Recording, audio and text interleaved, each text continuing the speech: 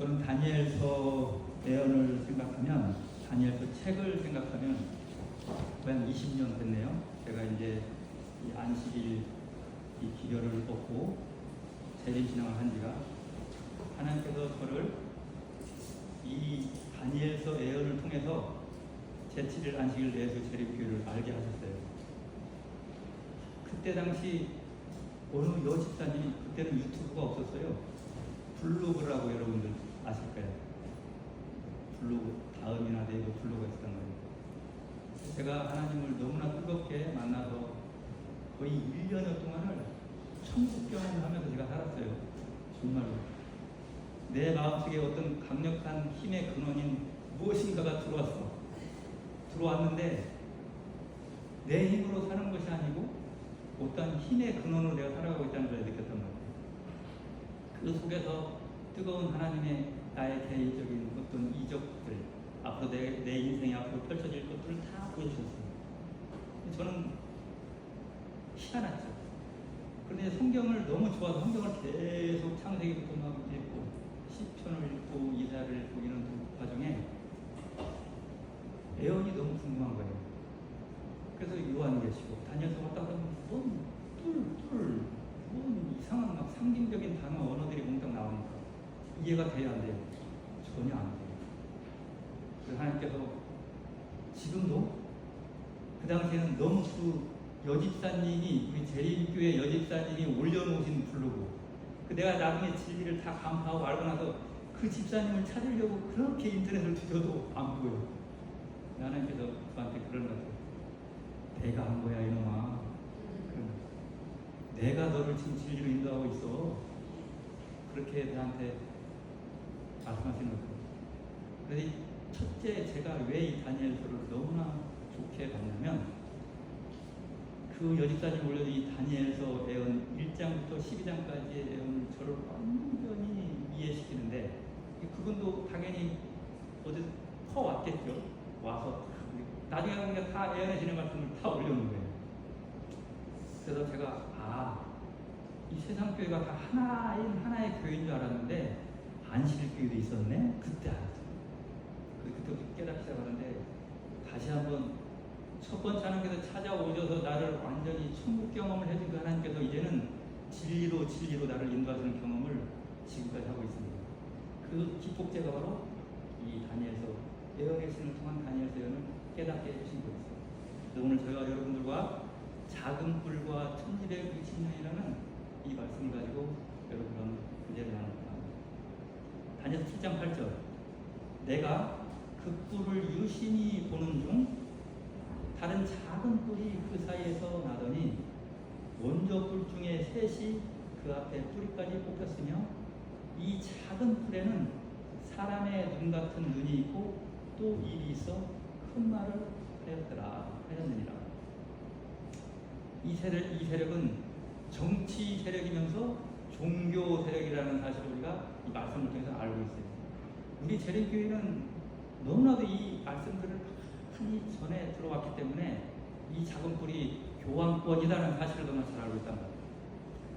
근데 지금 여기를 내가 좀 설명을 하자면, 여러분 우리가 다니엘서를 공부할 때 다니엘서는 1장부터 12장까지 있습니다. 1장부터 6장까지는 이야기로 쓰여져 있고 7장부터 12장까지는 예언으로 적혀 있다는 것을 아셔야 돼요. 근데 희한하게도 다니엘서 1장부터 6장, 7장 일부까지는 이야기로 썼는데, 이걸 어느 나라 말로 다니엘이 기록했냐면 그 당시에 칼데아 방언 아람어로 썼고, 예언서 7장부터 12장까지 예언을 쓸 때는 어느 나라 말로 썼어요? 모국어, 히브리어로 적어놓았다. 예언은 하나님 당신을 알아보는 자들을 위해서 기록해놨단 말이에요. 예언은 이 계시는. 다니엘서 1장은 뭐예요? 유대가 멸망하면서 다니엘의 세 친구, 다니엘과 세 친구, 하나냐, 미사엘, 아하야, 이 세 친구들의 신앙, 그걸 우리 세대에 보여주기 위해서 이 다니엘과 세 친구의 신앙관을 적어놓은 분이 1장이잖아요. 2장은 뭐예요? 우리가 다 배웠잖아요. 느부갓네살 왕이 인류 제국들의 흥망성쇠를 기록한 이 꿈, 그렇죠? 신상품을 다니엘이 쭉 해석해놓은 2500년의 이 지구의 역사를 제정해 주는 겁니다. 3장은 그 다니엘의 세 친구들이 금신상 앞에 우상 숭배를 하지 않고 어떻게 풀무불에 그런 경험을 우리에게 이 마지막 세상 우리들이 과연 어떠한 믿음을 가져야 될지를 보여주는 것이고, 4장은 그 유명한 바벨론 제국을 건국한 느부갓네살 왕이 회개하고 간증한 책이 다니엘 4장입니다. 5장은 메네의 대계를 고발하신 바벨론 제국이 멸망하는 장이 5장이라는 거예요. 벨사스가 느부갓네살 왕의 손자 있을 때. 6장은 우리 어린이들이 너무나 좋아하잖아요. 사자굴의 다니엘의 신앙. 사자굴 속에서도 오직 하나님의 법을 지킨 다니엘의 신앙관을 우리에게 메시지를 보여주는 게 6장이에요. 7장은 되어 있는 거예요. 7장은 지금 저와 여러분이 앞에 보면 이 작은 부분에 적그리스도가 출현하는 장입니다. 8장은 적그리스도와 우리가 너무나 잘 아는 2300주야까지니 그때서야 가서야 성소가 정결함을 이루는 적그리스도와 2300주야의 성소 정결 사업이 8장에 나옵니다. 9장은 다니엘의 그 순진무구한 하나님의 열정의 기도와 함께 2300주야 예언을 해석하는 장이 9장이에요. 자, 10장은 우리가 영적인 사탄과 미가엘 예수님과의 영적인 전쟁을 다루는 게 10장이고, 11장은 남방왕과 북방왕 그리고 이 마지막 시대까지의 예언적인 것을 기가 막히게 풀어내는 게 11장입니다. 12장은 대군주 미가엘이 어떻게 한다고요? 끝내 끝장 낸다고요. 25. 이게 다니엘서의 기본적인 조감들. 저와 여러분들은 이 마지막 시대에 제칠 아니면 예수 재림주의라면 요한계시록과 다니엘서는 다 알고 계셔야 돼요. 그게 하나님의 명령이에요. 자, 우리가 공부했죠. 자, 바벨론, 메데페르시아, 헬라, 그 다음에 괴물같이 생긴 로마 제국. 그 로마 제국이 동로마와 서로마로 나누면서 지금 서부 유럽에서 열불이 생겨나는데 거기에 조그맣게 생긴 이상한 풀이 하나가 등장한다면 그걸 말씀하라고 선택하십니다. 자, 우리는 아까 공부했을 때 우리 교회는 예언을 연구할 때 역사적인 관점으로 예언을 연구합니다. 그렇죠? 역사에서 일어난 모든 사건들이 성경 말씀과 일치하게 되면 신뢰할 수 있나요? 있죠. 그대로 지금 이루어졌단 말이에요. 모든 역사적으로 지나간 과거를 성경 예언에 들춰봤을 때 100% 완전하게 예언이 성취되고 있고, 지금 현재도 성취될 것이고 앞으로도 똑같이 하나님 말씀대로 성취될 거란 말이에요. 10불 중에 지금 현재 생존하고 있는 나라들이 7나라가 있어요. 지금 현재 전 세계 지구에서 돈 있는 자들이 가장 비밀 은행으로 돈을 넣는 나라가 어디예요? 스위스, 벌건디아라고, 그 다음에는 벌건디아, 스위스가 지금 현재 살아있죠?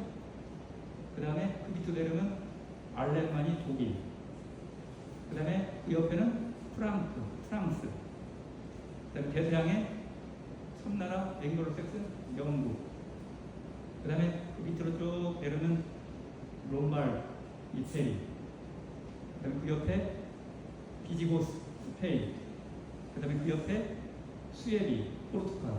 이 7나라는 지금 현재까지 있죠? 근데 얘가 지금 세포를 잡아 먹었네?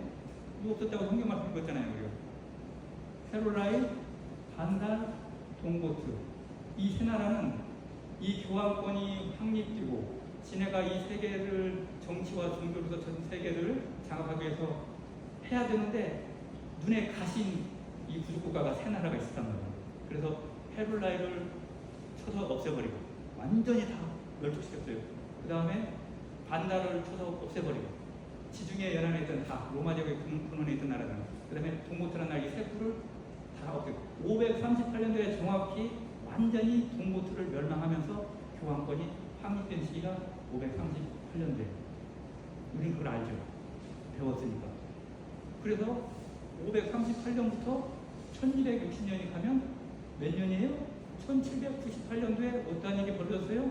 교황 피우스 6세가 나폴레옹 서장군, 포티어 장군에 의해서 옥사 파리까지 진이 끌려가가지고 죽었어요. 그래서 한 번 죽었더니 교황권이 다시 재기를 하죠.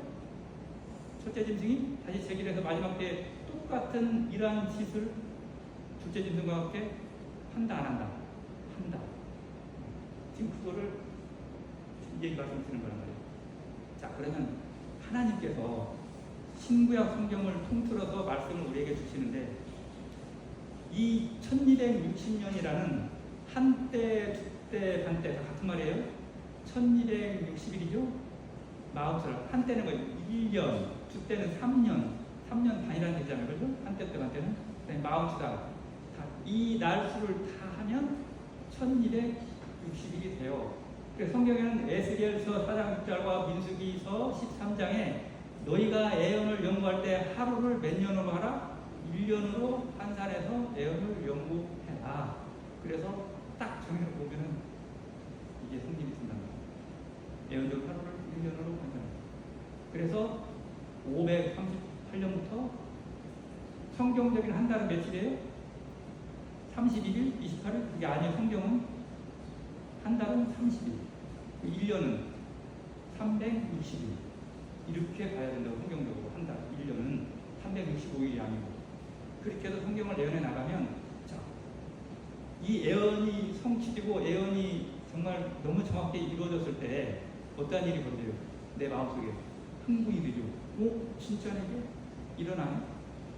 저는 다니엘서 예언에 가장 강력하게 하나님께서 역사했던 그 예언 성취가 최근에 일어났던 일이었거든요. 제가 중학교, 국민학교, 중학교 그 사이에 일어났던 큰 사건이 하나 있어요. 1990년도에 페레스트로이카라고 소비에트 연방이 끝나는 그때 그 예언이 다니엘서 11장에 예언되어 있더라고요. 남방과 북방에. 그걸 듣고 내가 완전히 깜짝 놀랐어요. 그 예언대로 그대로 성취가 되니까. 소비에트 연방이 교황권의 강력한 이 돈, 경제력과 미국의 군사력과 연합해서 소비에트 연방을 물리쳐버리잖아요. 다 와해시켜버리잖아요. 그게 다니엘서 11장에 예언되어 있더라고요. 그래서 내가 깜짝 놀랐어요. 와, 이게 진짜네. 그래서 또 한 번 나한테 큰 믿음을 주시더라 이 말이에요. 그가 장차 말로 지극히 높으신 자를 대적하여 또 지극히 높으신 자의 성도를 괴롭게 할 것이며, 그가 또 때와 법을 경계하고자 할 것이며, 성도는 그의 손에 붙임받으여 한 때와 두 때와 반 때를 지느라.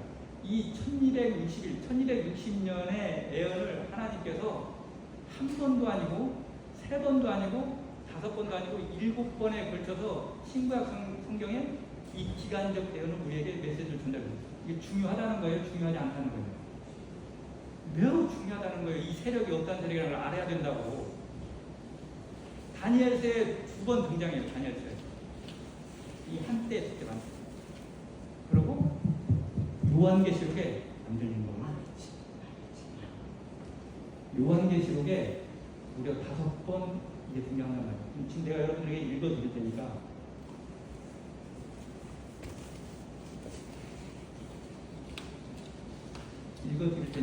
왜 하나님께서 그걸 7번에 걸쳐서 7번은 완전수란 말이에요.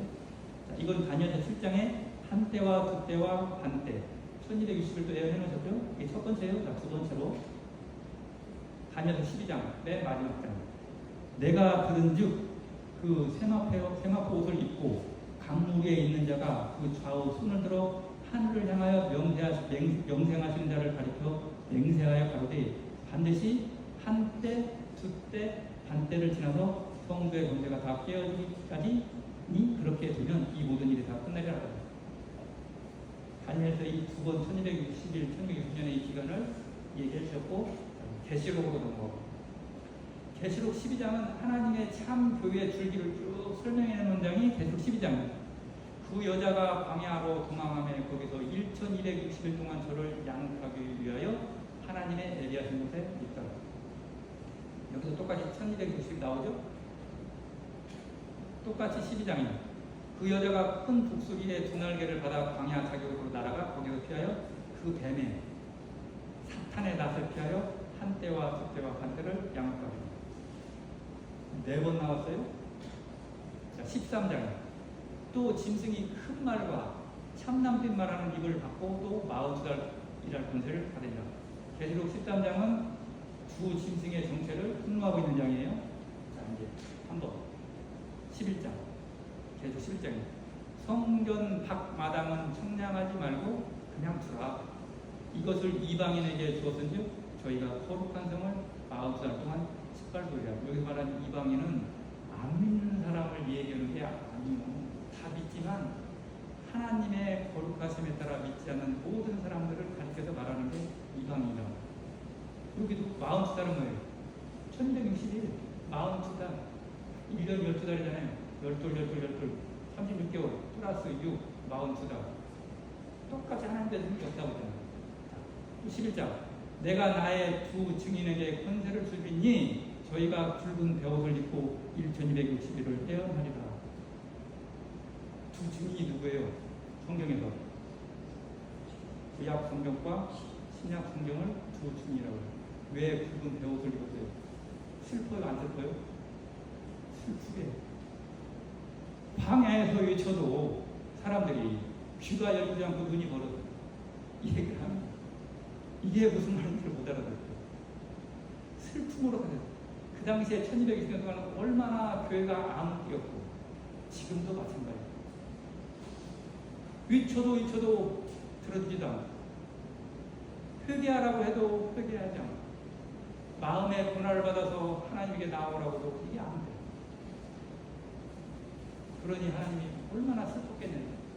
붉은 베옷을 입고 1260일 동안 그 시기를 똑같이 마지막 때 예수님의 재림이 이 시기에 이 온 세상 안에서 또 광야에서 외치는 자의 소리가 있단 말이에요. 누가 외쳐요? 우리 재림교회에 남아있는 자손들이 이 진을 가지고 외칠 거 아닙니까? 그때 세상을 슬픔으로 가득보고 이제 끝나야 되는데 이러한 일이 앞으로 벌어질 거라 이 말이에요. 하나님께서 7번에 걸쳐서 이렇게 1260년을 메시지를 우리에게 주신 이유는 이 세력이 주도 면밀하게 앞으로 온 세상에 오류와 거짓 가르침과 영혼들을 사고팔고 그들을 다 올바르고 멸망으로 인도하는 매개체, 사탄의 매개체로 가장 중요하게 이 세력이 움직인단 말이에요. 그래서 우리가 이 세력을 굉장히 중요하게 여겨야 된단 말이에요. 내 백성아 바벨론에서 나오라고 외칠 때 그 바벨론의 어미, 짐승, 수장이 바로 이 세력이기 때문에 구약의 잘못된 모든 우상 숭배와 종교 모든 것들을 다 그대로 본받아 와가지고 이 세력이 마지막 때도 똑같이 모든 백성들에게 멸망의 길로 가게 한단 말이에요.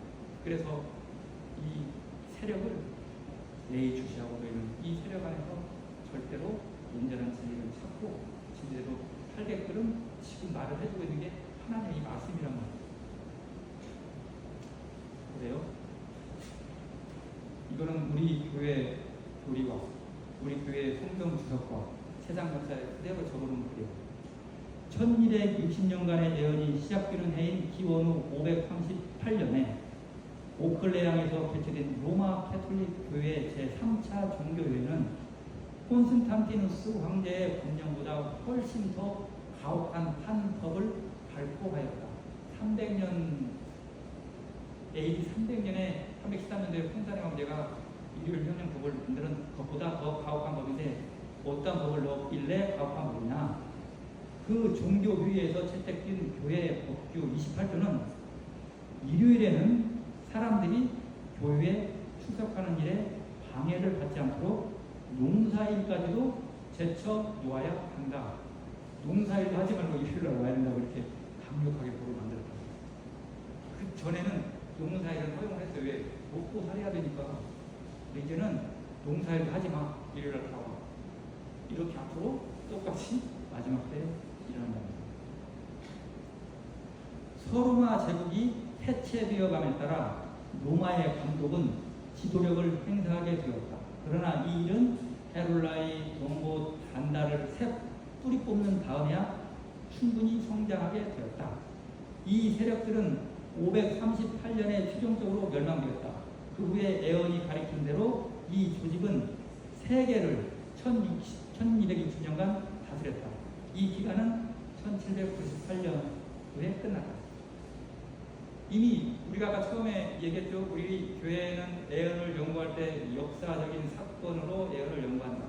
이미 지나간 역사를 봤을 때 이미 너무나 정확한 그 시기에 모든 것이 지금 이루어지고 있고 지금 현재도 이루어지고 있고 앞으로도 똑같이 이루어질 거란 말이에요. 대쟁2 54페이지에 이 말씀 있어요.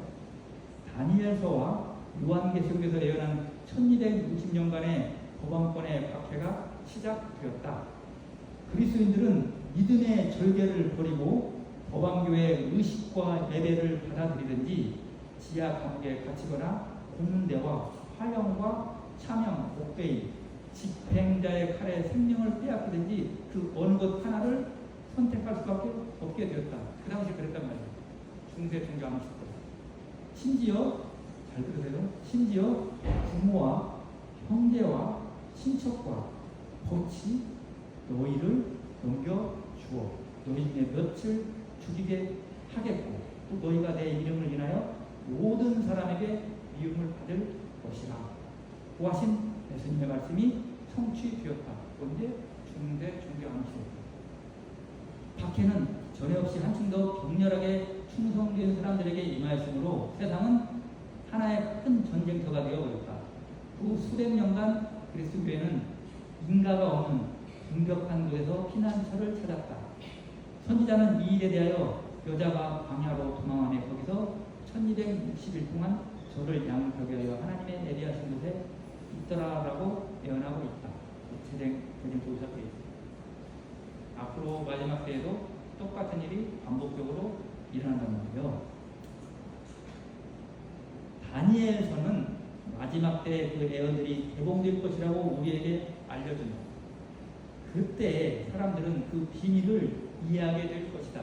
이미 마지막 때에 모든 사람들이 다니엘서를 다 이해하고 알고 있어요. 지금 다니엘서 1798년에 법왕이 사로잡힌으로 1260년간의 법왕권 통치가 끝나자 그 예언들이 개봉되기 시작했다.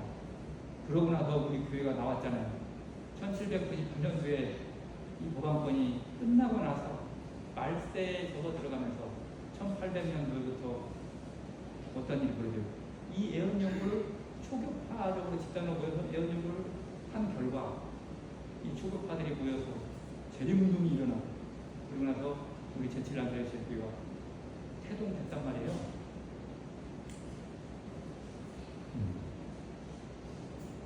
오늘날 이미 많은 사람들은 교황을 세계의 도덕적 지도자로 봅니다. 그렇죠.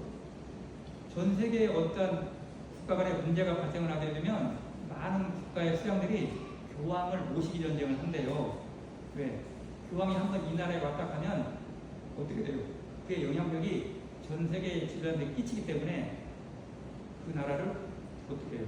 인정을 해준단 말이에요. 이런 일이 벌어지고 있어요. 과거 김정일, 죽었지만 김정일 정권도 교황이 한번 북한에만 오기를 간절히 소망했어요. 왜? 지네가 체제가 이런 거예요. 그런 일이 벌어졌단 말이에요. 교황권의 후황. 성경의 예언에 의하면 1260년 기간의 끝에 교황권이 치명적인 상처를 받을 것이나 죽지는 않을 것이다. 성경은 이 치명적인 상처가 고침을 받을 것이라고 말해준다. 교황권은 영향력과 존경을 크게 확보할 것이며 회복할 것이며 온 땅이 이상여도 이 짐승을 따를 것이다. 지금 많은 사람들이 이 짐승 교황권을 따르게 되어 있습니다. 누누이 우리 재림교인들이 세상에 있는 교회들에게 외치는 소리지만 그 사람들이 무슨 잘못이에요? 속은 게 잘못이지. 믿는 그 사람들을 뭐라고 하는 게 아니고 잘못 가르치는 그런 시스템, 교리가 잘못됐다는 거예요. 그 교리를 우리 재림교인들은 얘기하는 거란 말이에요. 잘못된 가르침과 교리 때문에 많은 사람들이 하나님을 온전히 이해하지도 못하고 복음에 대해서 온전히 이해하지도 못한단 말이에요. 그래서 그 시스템 오류 잘못된 것에서 어떻게 해야 된다? 성경의 진리로 나오라는 거예요. 그거를 우리가 하는 재림운동의 교회가 우리 교회란 말이에요. 그거를 얘기하는 거예요. 우리가. 작은 뿔 세력은 말로 지극히 높으신 자를 대적했으며 하나님을 대적했으며 지극히 높으신 자의 성도를 괴롭혔으며 하나님의 거룩한 백성들을 짓밟고 죽였으며 하나님의 거룩한 법을 함부로 변경했으며 그렇죠? 법을 바꿨어요. 때, 시간을 바꾸고 예배의 시간을 바꿔버리고 두 번째 우상 숭배를 없애버리고 예언된 대로 1260년간 절대 권력을 행사하였기 때문에 의문의 여지 없이 예언이 지적하는 바로 그 세력이다. 이 예언은 개인들을 반대하여 말하는 것이 아니라 한 체제, 교리, 시스템, 잘못된 가르치는 것을 반대하고 있는 것이다. 이게 지금 우리가 세상 안에 외치는 거예요.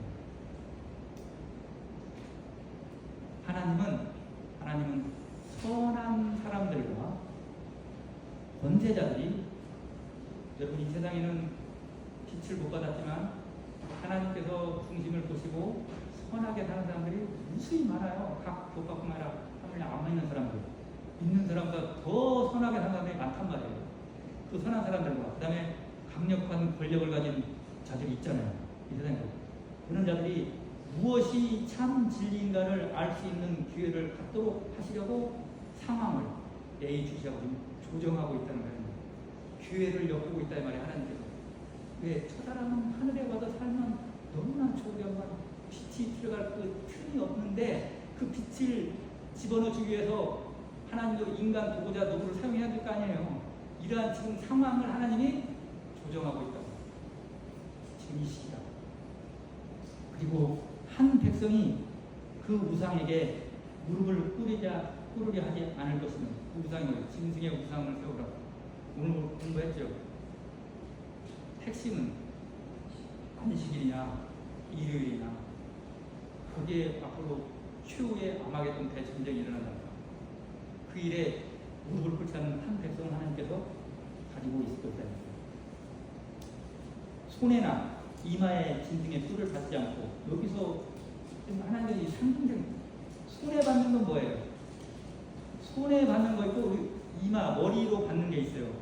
머리로 받는다는 것은 내가 아니야 일요일이 진짜 안식일이고 완전히 거기에 그냥 고정관념으로 이게 맞아 하고 일요일이 맞아 하고 사탄의 종이 그냥 믿는 사람이 있고 손해받는 건 뭐예요?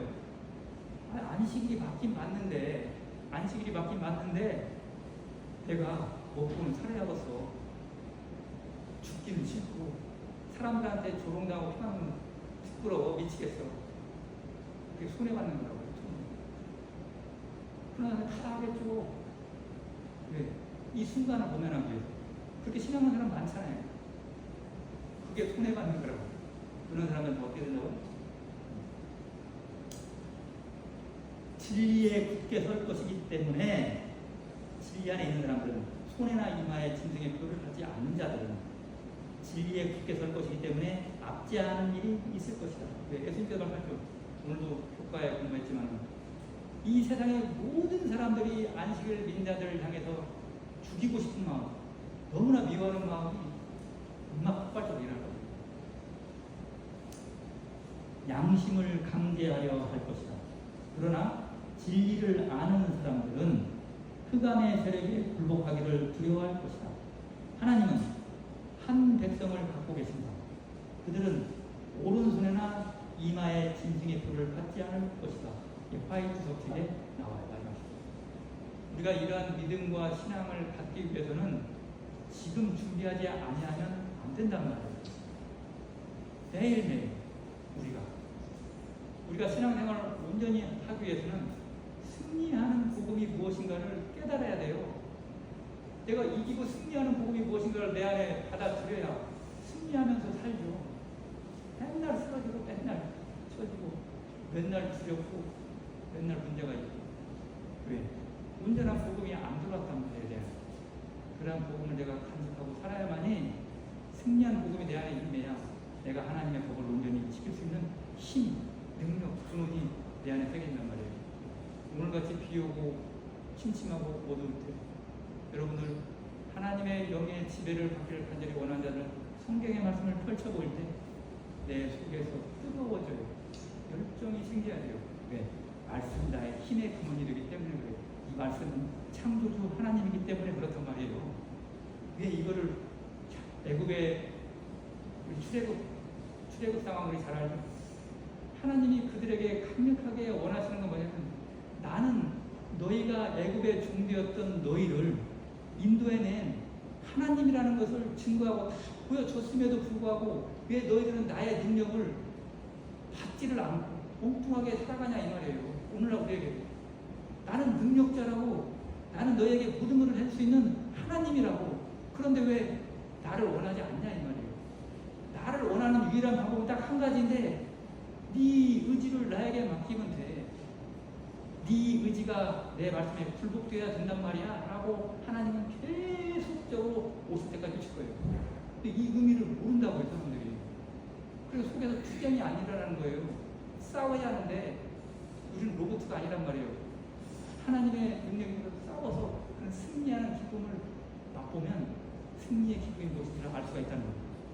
그 일을 하기 위해서 예수님께서 크신 희생을 치르셨고 예수님께서 또 살아나셔서 하늘의 식물에게 중보 기도, 중보 사역을 하고 있단 말이에요.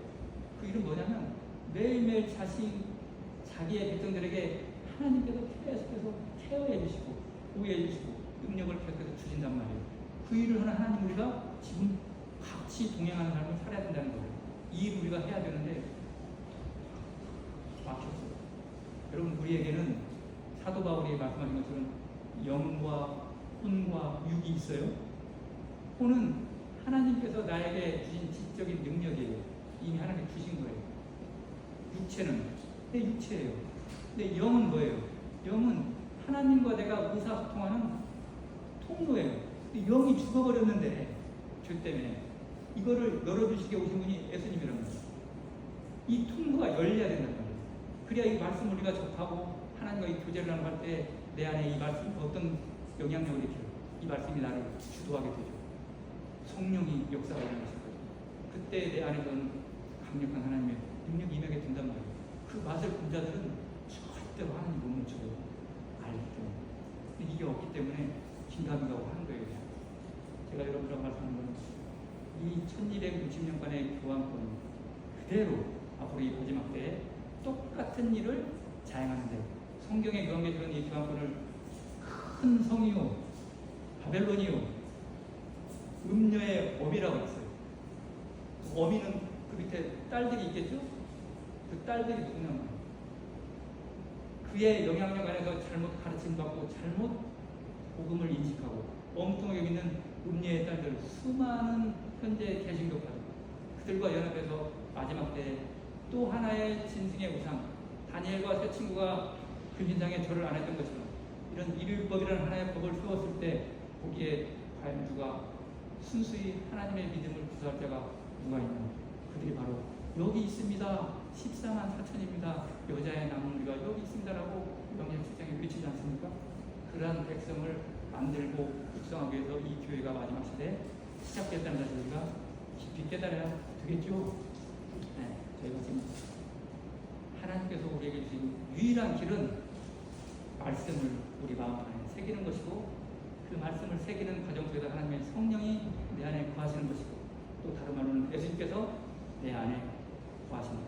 이게 유일한 소망이 되어야 된다는 게 우리의 신앙의 근본 목적이에요. 다른 게 없어요. 하나님이 나를 지배하고 나를 이끄시는 하나님의 능력 안에서 살고자 하는 간절한 마음이 있어야 돼요. 어느 목자가 얘기를 했어요. 인간이 간절하면 이루어진다.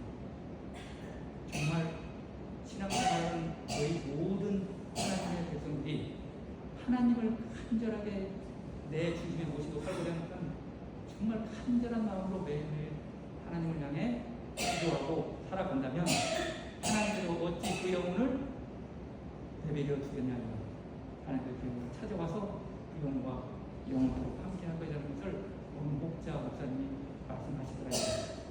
우리가 대림교회의 중대성을 똑바로 이해를 하고 1260년 동안 자행했던 이 세력이 앞으로 어떻게 이 세상을 다시 또 지금도 하고 있고 지금도 하고 있어요.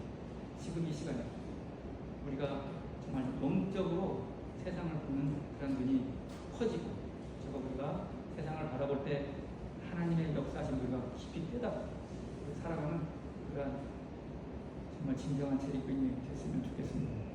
말씀 마치겠습니다.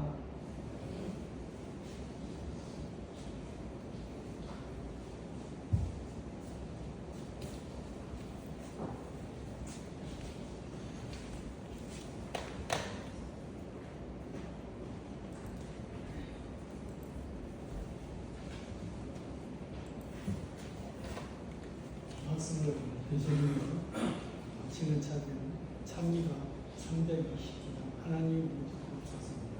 찬미 후에 집사님 축도로 안식의 예배를 모두 마치도록 하겠습니다.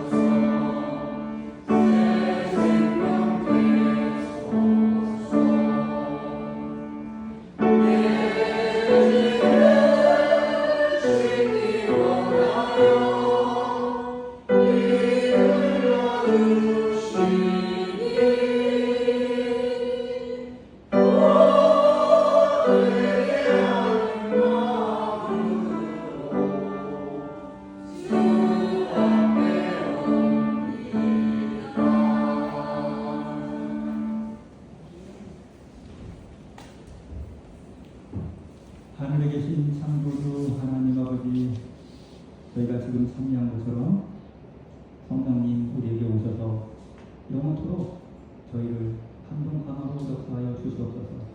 메마른 마음속에 성령 하나님께서 우리 인도하심으로 계시야만이 우리의 모든 역사가 이 지상과 하늘의 역사가 이루어진다는 사실을 깊이 깨닫게 도와주시옵소서. 창조주 하나님을 의지하고 예수님의 큰 은혜를 받들고 성령 하나님의 인도하심으로 살아갈 수 있도록 이 교회를 역사하고 축복하여